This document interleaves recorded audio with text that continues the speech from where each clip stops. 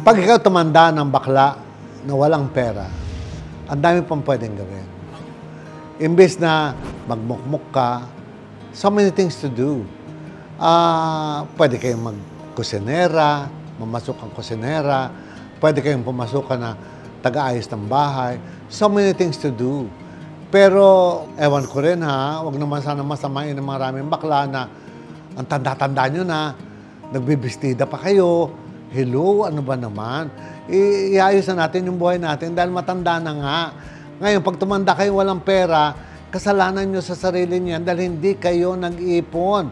Ako lang sa mga tauhan ko, so many people that works for me who makes thousands and thousands and thousands every day.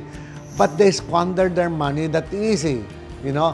So pag nagkasakit, mga mukhang kawawa, walang pambili ng gamot, yun yung sinasabi ko that anything happens to yourself is your own doing. Wala kayong pwedeng sisihin kasi ginawa nyo yan sa sarili nyo. Kaya habang may panahon pa, ang mga tukling ng mga kabataan, magtrabaho kayo mga anak. Work, work, work, work, work. Save, save, save, save, save.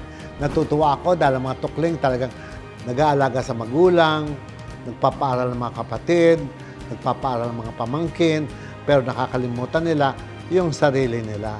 Lahat ng pera nila inubos sa magulang, sa kapatid, sa pamangkin, pati pa sa apo. Pero yung sarili, hindi ipinagtago.